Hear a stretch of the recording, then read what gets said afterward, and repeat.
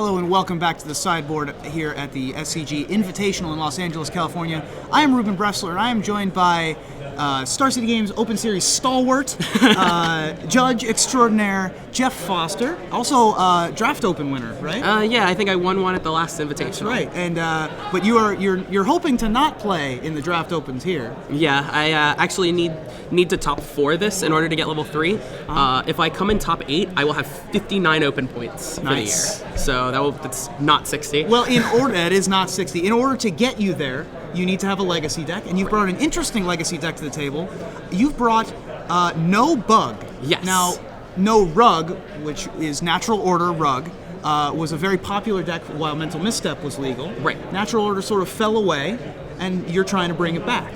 Right. Well, with this deck, since we don't have Mental Misstep, we're playing like Thoughtseize effects, which Mental Misstep was there to just counter early things and make sure they couldn't disrupt your combo. Right. So Thoughtseize fills the exact same role. And so in order to disrupt your opponent, you have Thoughtseize as well as Daze Force of Will as Right. traditional, as well as Vendilion Click. Yeah, I mean, Vendilion Click is just a card that everybody who's playing blue is playing right now. It's a good card just to disrupt your opponent. It's another Thoughtseize effect, and like sometimes you just kill your opponent. Sometimes you just attack your opponent 7 times. Yep. Or 6 times if they've cracked enough opponents. Now, No Rug was also famous for being the main way that Noble Hierarch came to be a legacy card, and instead of Noble Hierarch, you have Deathrite Shaman, which has of course become much more ubiquitous in Legacy and in Modern and in Standard and in every format that it could possibly be played in. So you have Deathrite Shaman as a way to power out your natural orders and get you to your end game. Right, like Deathrite Shaman is just generally a good card.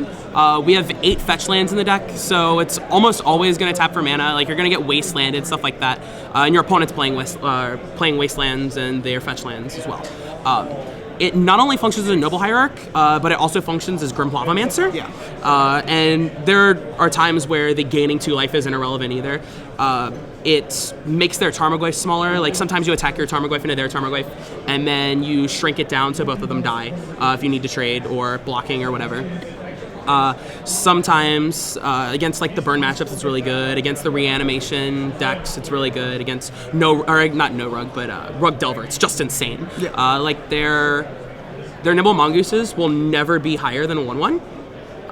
And like against decks playing Snapcaster Mage, it's just one of the best cards in the format. Pretty much every deck in Legacy uses the graveyard in one way or another. Right. And Deathrite Shaman, of course, being a favorite, helps you control the graveyard better than pretty much every other graveyard deck. Now, the main thing that you're getting with Natural Order is Progenitus. Right. Progenitus is very, very good in some matchups, but not so good in several others. So what are the matchups that you want to be using the Natural Order to go get Progenitus? Any decks that have like not a very large number of creatures, but we'll have like 3 or 4 creatures out at one time. Any decks that you can reliably attack them twice before dying. Non-blue decks it's usually really good against, because if you get your Natural Order Force of Wills, it's just not good. Like you lose 2 cards, you lose a bunch of tempo. Usually it's just a Dryad Arbor, and you're losing your fetch land. But sometimes like you're losing your Tarmogoyf, sometimes you're losing your Deathrite Shaman, which on its own can kill you. Right. Or can kill them. Like against the blue decks, Thoughtseize obviously helps. But usually we'll board out the Natural Order package against decks that we're expecting a lot of Force of Wills from. Now you talked about boarding out. You have a transformational sideboard basically into a sort of bug control deck in the matchups where Progenitus isn't as good. You take out the sort of semi-combo element and become a Planeswalker control deck. Right. I mean, that getting out is something that's a little bit bad for me. If I get Slaughter Games or something like that, I would love for them to just slam Slaughter Games and name Natural Order, and then look through my deck and just see if there's no Natural Orders. But what we're doing is, against the decks that Natural Order just Stone isn't good, we're boarding into like Jarvis U's deck from 2 weeks ago that did really well. We're boarding into Bob's and Brooked Decays and just a couple more creatures, but it's mostly Planeswalkers. I'm really expecting to play a Bob game 2 and then just have my opponent just want me to flip a Progenitus, and I just never will. Yes. Now, in addition to having a different sideboard package when you want to take out your natural orders, you also have a couple more targets for natural order in your sideboard. Right. Talk to me about Imperial Archangel and Terastodon and what they're specifically for. Terastodon is usually just against the matchups where either you want to put 18 power on the board at one time, or you have specific permanents like Planeswalkers and things like that you need to kill. It usually doesn't come out it doesn't get natural ordered into as much as Progenitus does, but it's still there as a backup plan in case you draw your Progenitus. It's still there for game 2, which is another reason Vendilion Click helps. In testing, there have been several times where we've targeted ourselves with Vendilion Click. Put Progenitus on the bottom. Yeah, put Progenitus on the bottom and then natural order for it. Excellent. Imperial Archangel is against specifically the burn matchup. We were thinking about running Elder Scale Worm.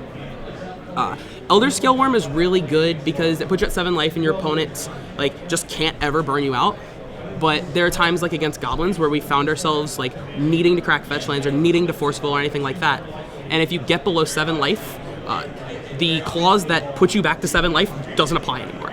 So we're playing Imperial Archangel. It's still really difficult for burn to deal with. If you have a couple creatures in play, then it's still really difficult for goblins to deal with.